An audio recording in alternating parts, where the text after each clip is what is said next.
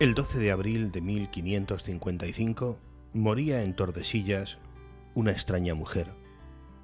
Su muerte apenas trascendió, apenas si franqueó los muros de la villa, salvo en los actos oficiales ordenados por la corona. Los hombres de aquellos mediados del siglo XVI, los castellanos que andaban entre los 30 y los 50 años, apenas si tenían noticia de quién era aquella dama, salvo la vaga impresión de una asombrosa leyenda. Pues en efecto, esos castellanos no habían nacido aún cuando una Castilla boquiabierta había contemplado el macabro espectáculo de una viuda inconsolable que se negaba a enterrar a su esposo, muerto en plena edad viril.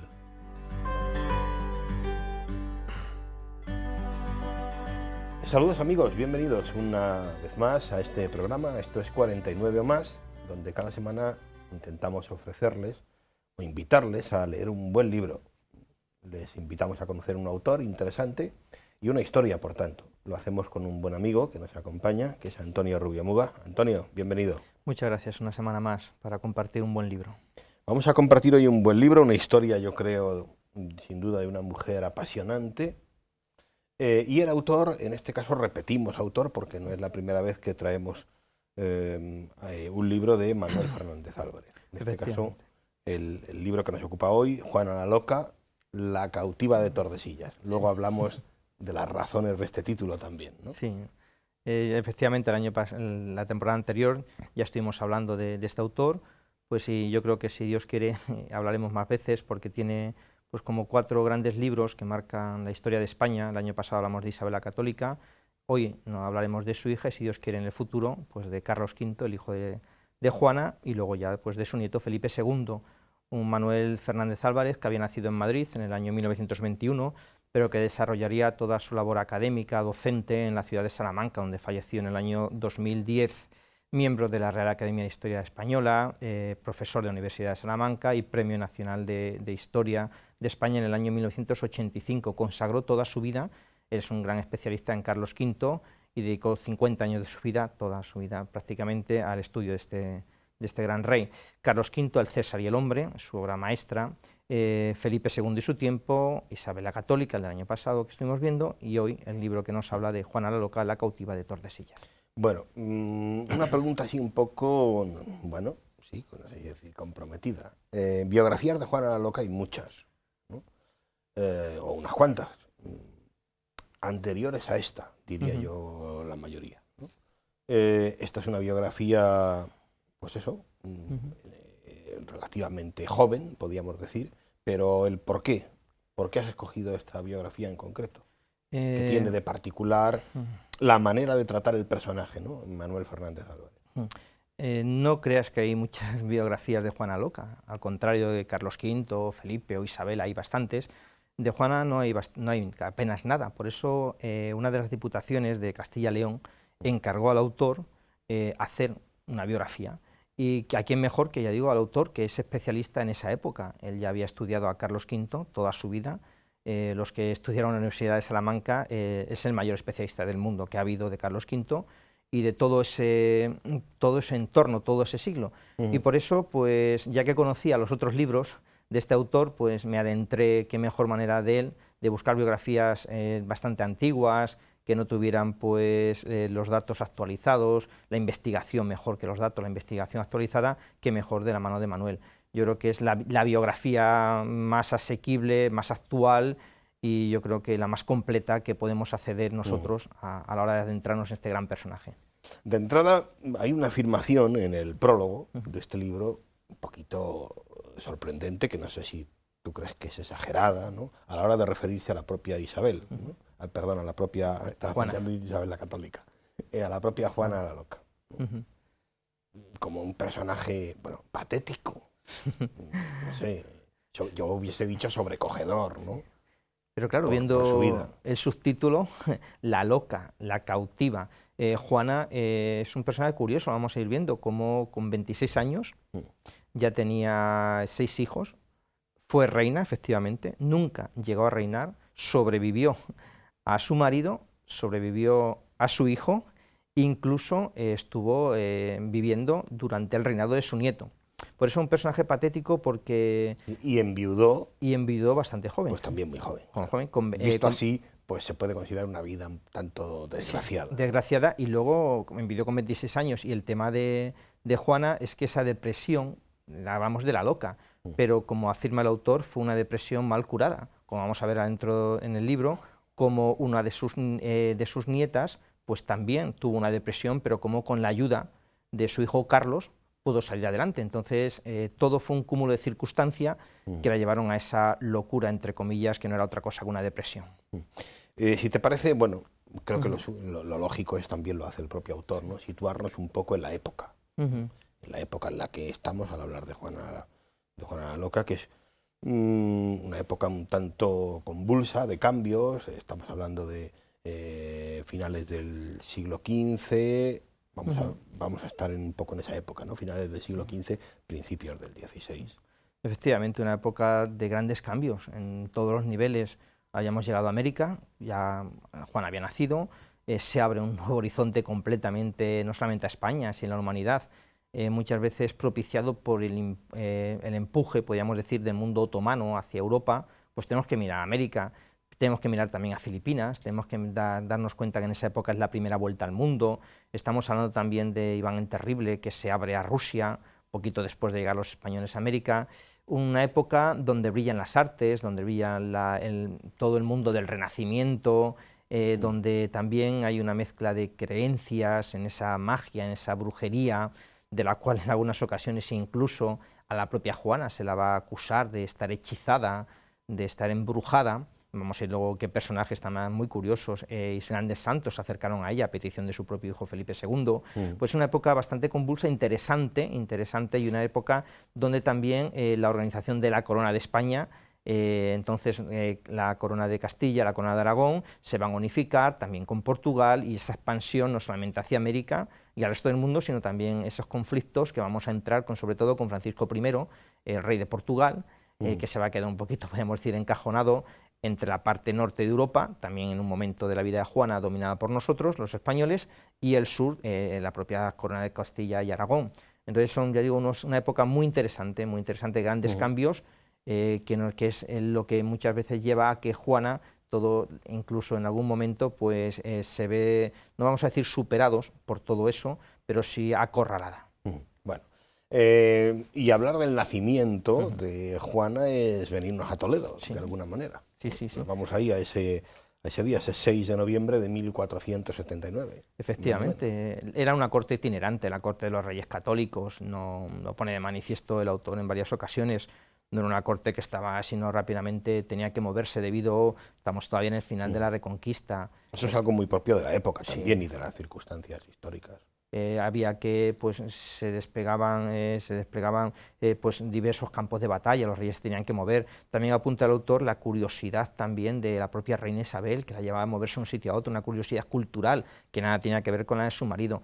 Y por circunstancias, pues la corte, que tenía su sede en Toledo, pues por eso, como has apuntado, el 6 de noviembre del año 1479, vino al mundo aquí en Toledo Juana de Castilla, en un momento en el cual, es interesante, pues había muerto Juan II, rey de la Corona de Aragón, y había una especie de euforia en todo porque se daba paso a lo que sería el nacimiento de España. Juana, que también desde su infancia hay una similitud con su abuela, con la madre de Isabel, que va a estar un cierto paralelismo. Estuvo 42 años, la madre de Isabel, en el castillo de Arévalo, la que había sido reina de Portugal. Y Juana también va a estar marcada por esas visitas a Arévalo con su madre Isabel a su abuela. Claro, un cierto paralelismo con lo que le va a pasar a ella también en Tordesillas. Bien, y avanzamos ahí, y si miramos fuera de lo que era Castilla entonces, ¿no? Pues nos encontramos con una circunstancia muy importante en esta época, que son distintas alianzas de la Corona de Castilla entonces. Sí, los reyes católicos no solamente se expanden a nivel, podríamos decir, territorial en España, en América, sino también en Europa. y van a desarrollar una labor muy importante, los enlaces matrimoniales de sus propios hijos, esa proyección hacia el exterior, una política internacional bastante ambiciosa de los Reyes Católicos, esas alianzas. Con Portugal había sido la boda de su hija Isabel con la miembro de la dinastía Avis, también su hija Margarita y la propia Juana con Felipe, y Margarita, el príncipe Juan con Margarita de Austria, van a enlazar con los Países Bajos, con lo cual ya entroncábamos a una alianza con el gran Maximiliano I, el emperador de todo el norte de Europa, con lo cual esa alianza es muy importante, como comentábamos hace un momentito, Castilla, Aragón, Portugal y los Países Bajos. Eso, una serie de circunstancias que van a ser una serie de muertes que se van a dar en poco tiempo, va a llevar a que rápidamente la que era no ni la primera ni la segunda en la sucesión al trono se va a convertir en princesa de España y posteriormente en reina de España. Hay algo realmente sorprendente en esa estrategia, podríamos decir, hablando ahora de esto de la expansión, ¿no? En este caso de la Corona de Castilla. Hay algo sorprendente en la estrategia en sí, si lo piensas, teniendo en cuenta que no podemos hablar de infraestructuras como las que puede haber hoy, ni comunicaciones, ni nada de eso, ¿no? Me refiero a la visión de estos personajes, y hablo en plural porque no me refiero solo a Juana, ¿no? Sí, vamos a ver, evidentemente hacíamos alusión a esa expansión en todos los niveles y a ese afán de cultura y ese afán de proyección de la propia reina Isabel la Católica más que Fernando el Católico. Entonces, sus hijos entran en juego de esa partida política, podríamos decir, aquellas bodas que nada tienen que esos esponsales, que nada tienen que ver con lo de hoy en día, porque desde pequeño ya los querían casar, personas que ni siquiera se conocían. Juana no había visto en su vida a Felipe, y es curioso como cuando deciden los Reyes Católicos en casarla, tenía solamente 16 añitos nada más, y tiene que viajar hacia la corte de Bruselas, como el propio Felipe el Hermoso ni siquiera sale a recibirla, tiene que estar un mes esperando. Es todo muy curioso. Entonces, todo eso conlleva esa amplia visión que tú tenías de unidad, no solamente de España, sino de expansión, de colocar a la nación española recién constituida, podríamos decir, en el primer lugar del mundo. Bueno, hay un personaje en la biografía y en el relato que va haciendo el autor, un personaje que es un dominico, ¿vale? Bien interesante también, que es Fray Tomás de Matienzo. ¿Qué relación tiene este personaje? Juana va hacia Bruselas a casarse con Felipe, como decíamos, un mes, Felipe no la recibe, pero mira por dónde, cuando aquel día 12 de octubre se encuentran los dos, dice el autor que fue un golpe del encuentro, fue un golpe de pasión tal que hubo que acelerar lo que es el matrimonio, dice, porque fue una furia incontenible de sexo. Por eso Felipe era hermoso. Entonces, estamos hablando de octubre del año 1496. Juana pues era muy jovencita, tenía apenas 16 años. Claro, se marcha a un lugar completamente desconocido, esos Países Bajos que todos conocemos, que había, gracias a lo que es la burguesía que surge en aquella época, esos territorios que apenas tenían nada en común, solamente el afán económico, distintas lenguas, distintas maneras de entender la vida, pero fue el comercio y las artes y las grandes ciudades lo que unificó a todo aquello, a los Países Bajos. Y claro, todo era completamente distinto, una corte bastante distinta a la española, la corte de Castilla muy austera, nada tiene que ver, y claro, allí enviamos a la hija, a Juana. ¿Con quién va a ir? Pues con este dominico que decía, que va a ser el que le va a ayudar un poco a superar la primera tristeza, el clima completamente distinto, la lluvia, todo el cielo anubarrado. Pues Juana entra en esa primera depresión, todo completamente distinto. ¿Por qué? Porque incluso el propio Felipe, todo muy bien al comienzo, la va a ir dando un poco de lado, y Juana, incluso, dice el autor, va a llegar a descuidar lo más importante para los Reyes Católicos, sus deberes religiosos, y va a caer en esa primera depresión. Y este dominico es enviado por los Reyes Católicos para que se haga cargo de intentar reconducir esa alegría perdida a la vida de su hija. ¿Qué es lo que motivará el regreso a España? hay una serie de fallecimientos importantes. Juana ya en ese primer momento va a dar a luz a su hija Leonor, a su hijo Carlos, y rápidamente va a fallecer al poco tiempo el príncipe Juan. También va a fallecer su hermana Isabel, y ella, que era la tercera en heredera del trono, pues también fallece el príncipe Don Miguel. Se va a quedar en la primera a la hora de heredar el trono. Entonces la princesa tiene que volver a España rápidamente, llamada por sus padres, para hacerse cargo en un futuro de la corona de Castilla y de Aragón. Preparada. Claro, efectivamente, preparada. Y rápidamente, claro, el consorte Felipe se va a convertir también, pues, en príncipe consorte, y por eso tienen que regresar a España. Un viaje que, como decíamos, no fue fácil. Había que pasar por en estos viajes de ida y vuelta. Para eludir a Francisco I de Francia tenían que ir incluso por Inglaterra, viajes que duraban meses. Y entonces este viaje de regreso no fue fácil, porque el propio Felipe tampoco era Felipe el Hermoso no estaba mucho por la labor de venirse a España, pero al final no le queda otro, y aterrizan, entre comillas, en Toledo, donde son recibidos por los reyes católicos, y donde el día 27 de mayo va a haber del año 1501, va a haber un recibimiento y una misa de acción de gracias por los nuevos príncipes. Pero esto es en 1501, sí. Y en muy poquito tiempo de distancia se produce un hecho, pues, que será fundamental, yo creo, terrible, lógicamente, en la vida de Juana la Loca, como en la de, yo creo que cualquier hijo, que es la muerte de su madre. Sí. Poquito tiempo después ellos, Felipe el Hermoso, decíamos, los Países Bajos pues están siempre en continua guerra. Él necesita volver otra vez. Juana se opone a que su marido vaya, tiene que ir. La reina Isabel la Católica no le dejaba ir, y ella, pues en un arrebato de esas depresiones, no hace otra cosa que en el castillo de Mota, pues se queda toda una noche a la intemperie. Había estado sin comer, la reina Isabel no le hacía caso, y ya a raíz de eso, de ese extremismo, podríamos decir, a pique morir aquella noche, pues la reina Isabel cede de que marche con su marido a la corte de Bruselas, y en esto se despide su madre y nunca más la va a volver otra vez a ver con vida. Isabel la Católica fallece ese 26 de noviembre del año 1504, automáticamente ahora sí ya no son príncipes, sino se convierten en reyes de Castilla, y tienen que regresar rápidamente. ¿Qué pasó? Que Felipe se fue distanciando poco a poco de sus obligaciones en España. Juana va a estar hundida, los celos también, no podemos olvidar de esto, y la depresión va a un auge. Isabel, que era muy inteligente, la reina católica, cuando escribió su testamento, sabía de las dificultades de su hija. Y entonces ella había nombrado como gobernador a su nieto Carlos cuando cumpliera los 20 años. Carlos todavía era joven. Y entonces, hasta que llegara eso, pues Fernando se haría cargo del país. Fernando estaba fuera, luchando en Nápoles, y entonces ahí aparece una primera regencia del gran cardenal Cisneros, que se va a hacer cargo del país hasta que llegan ellos. Y Felipe, llegan a España. Felipe va a fallecer poquito después. Hemos dicho que Isabel la Católica fallece en el 4, pues Felipe fallece 2 años después.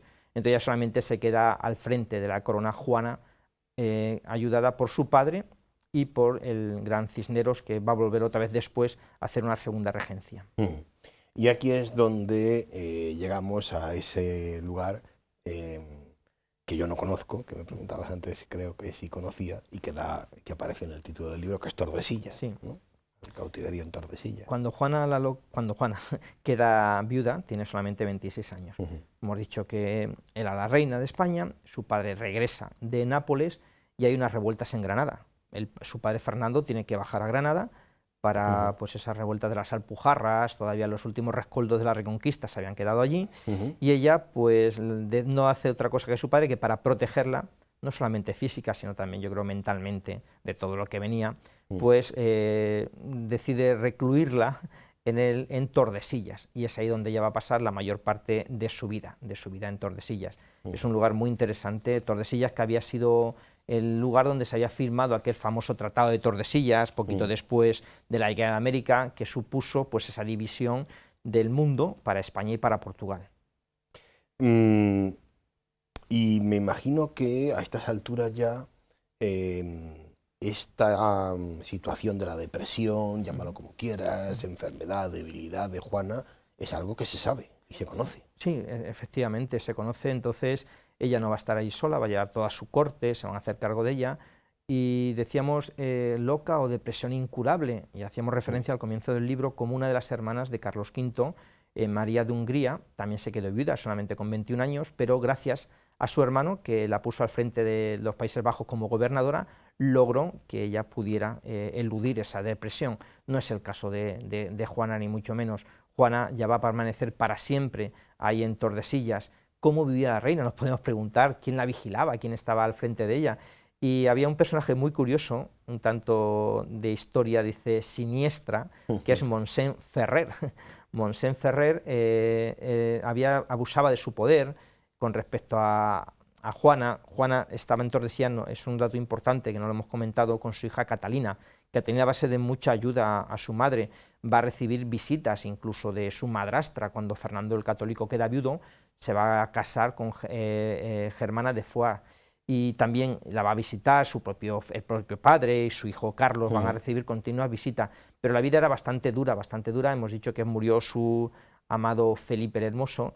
Desde la ventana ella contemplaba el convento donde estaba el cadáver de su marido. No la dejaban hablar prácticamente con nadie, vivía aislada de toda la corte que la rodeaba. Y un momento de convulsión debió de ser también cuando se produce la muerte de Fernando. Y entonces es cuando se queda el reino, podríamos decir, un momento como desangelado, ¿no? Fernando el Católico fallece aquel día 23 de enero del año 1516, camino de Guadalupe, fallece allí, y entonces ahí ya sí que se queda Juana al frente. Pero vuelven a Fernando sabía de la limitación de su hija, y entonces también en su testamento había puesto que era Carlos V el que se tenía que hacer, su nieto, el que se tenía que hacer al frente. Carlos tiene que volver rápidamente. Carlos, que en ese momento es jovencísimo. Jovencísimo, tenía 16 años. Entonces tardaría 2 años en volver, cuando llega a España va a tener 18. Y ahí aparece la segunda regencia del cardenal Cisneros, hasta que llega Carlos V.